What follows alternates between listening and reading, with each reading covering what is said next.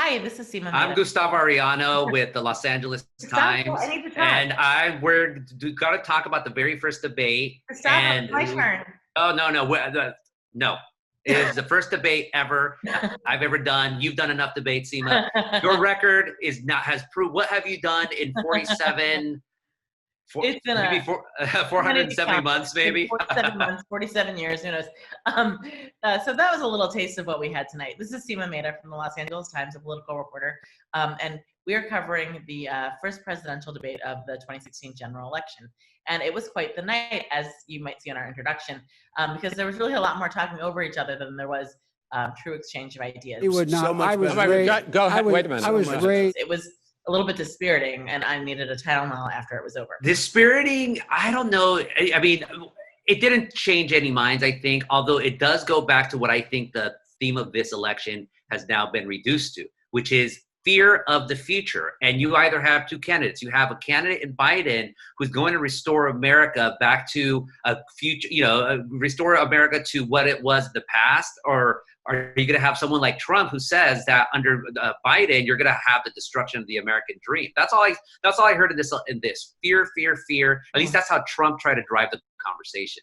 Right. I mean, and certainly with Trump, I mean, we saw exactly what we saw in 2016, which was a lot of bluster, a lot of talking over Joe Biden, a lot of quite frankly talking over the moderator, Chris Wallace. Gentlemen, I think I'm going to take back the moderator's role, and I want to get to another subject. But this is what appealed to the president's supporters in 2016. They liked that bluster. They liked that fight. Well, and it was quite a contrast with Joe Biden, who, as you pointed out in your writings today, in our takeaways, it was really trying to present this sort of somber, calm face, speaking directly to the camera, speaking directly to Americans. Once the winner is declared, after all the ballots are counted, all the votes are counted, that'll be the end of it.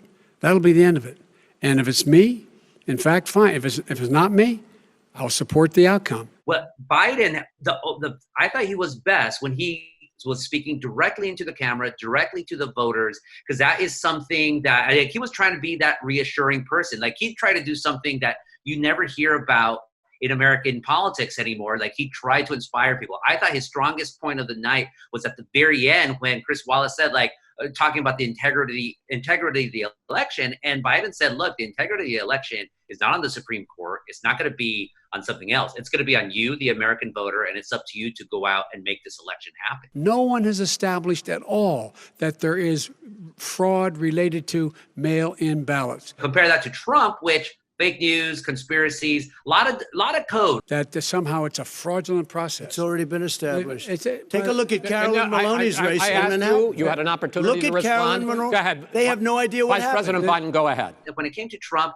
he didn't care about getting any new voters. What he cared about was rallying up his base. And in that sense, but even in that sense, he thought he won, but I don't think he won at all.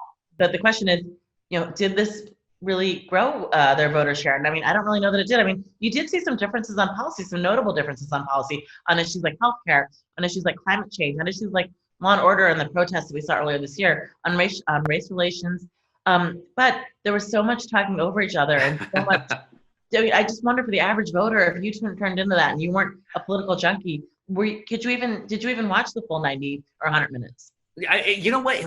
We of course watched it and documented all of it, but it went so fast. I was amazed that I looked up at the time and you had already seen 85 minutes pass by, and I thought, this is already an hour and a half. But no, there was no policy. I could barely remember some of the points. The whole issue about climate change, that was supposed to be defending each other's, each candidate defending their records. And all I got out of climate change was that Joe Biden is against the Green New Deal. He has the Biden deal, whatever that is. And Trump says it costs trillions of dollars, and Biden says it costs billions of dollars. Talking about the Green New Deal, and it's not $2 billion or $20 billion, as you said.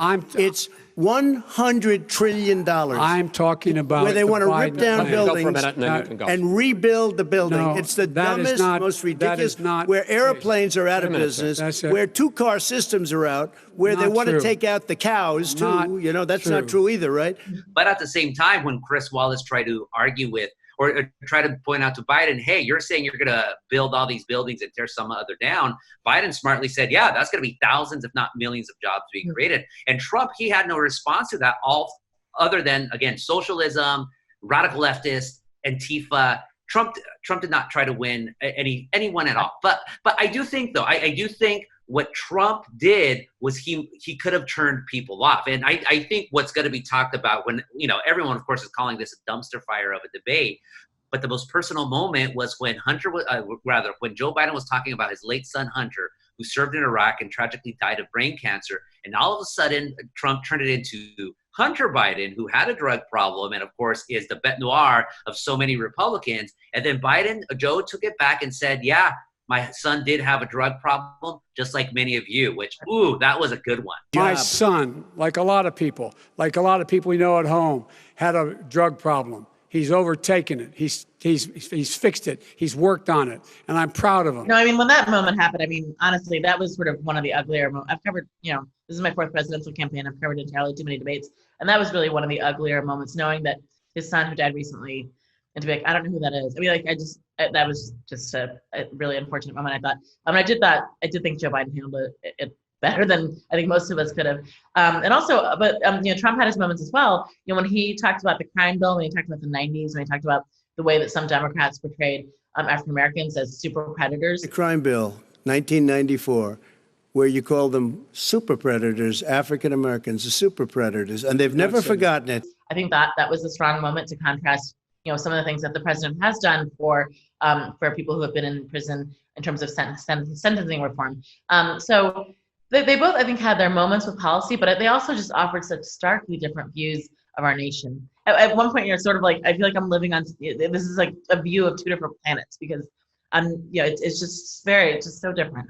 Yeah, literally at one point, my takeaway was I petted my dog because I needed to ground myself back into the world of a bunch of talking heads. No, you could tell that Trump had his one-liners ready. It seemed Trump was way, way more rehearsed than Biden. Biden did have his moments, of course, where there was, the line about shooting bleach in your arm, and that Trump should be out of the bunker and out of the sand trap. But was I thought a really strong exchange for Biden. And Trump at first had it where he's like, you guys did a terrible job when it came to the 2009 swine flu.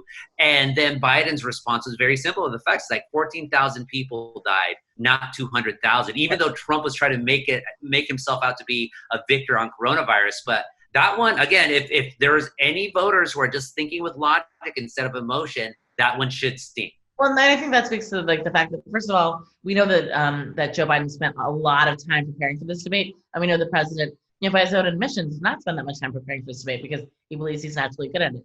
So I'm not entirely surprised that Biden was really prepared for it. And I think it also points to the fact that, one of the major concerns among voters right now, especially, undecided voters or voters who are toying with going on the other side, is coronavirus and the fact that we have more than 200,000 Americans who are dead.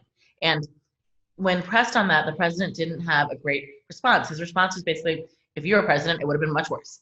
But he didn't have like a really proactive response.